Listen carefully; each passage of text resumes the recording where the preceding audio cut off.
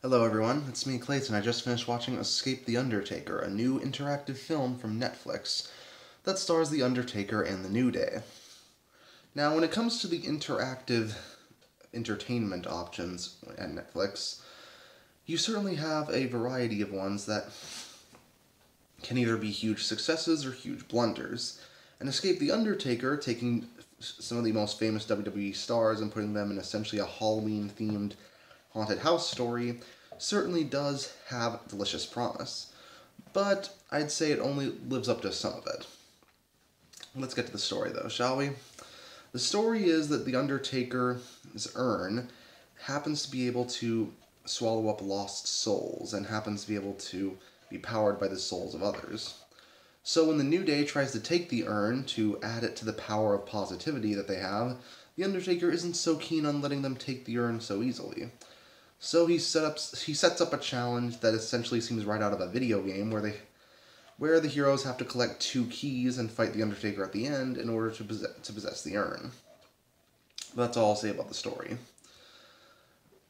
It basically plays out like a WWE version of Dragon's Lair in many ways, where you watch the film play out, and then you press the right choice at the right time to see if the New Day either fails or continues to go through the mansion. Though I will say it's definitely geared more to, kids and fans of WWE, especially considering that the choices really aren't that hard to choose a path that has the New Day succeed.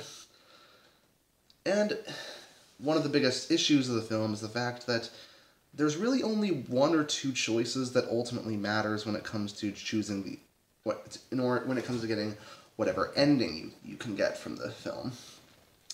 There's like 1 choice in the middle that determines whether or not a few choices will be open, and a choice or 2 at the end that ultimately decides the ending, but the other ones really don't seem to affect the ending all that much. They can show you different perspectives around the mansion, and it's fun to go through, twice or maybe 3 times to choose all the different options, but a lot of them don't really seem to matter in the grand scheme of things.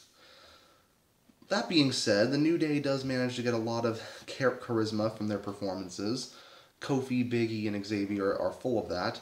And of course, The Undertaker does do well as a serial killer villain.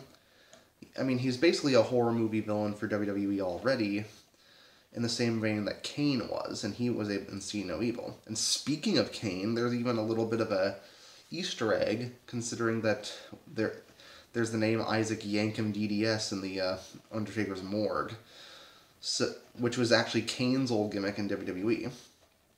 Plus, there's images of Paul Bearer throughout the mansion, too. So it really feels like the mansion the Undertaker's in is built around his past and his storied career in the WWE. So for fans of him, you'll get a kick out of those.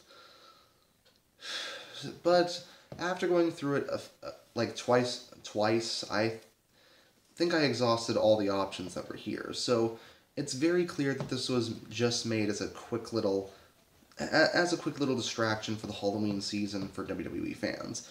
But as far as those go, it's certainly quite a bit better than some of WWE's other options. And because of that, I'm giving Escape the Undertaker a 7 out of 10. See you next time.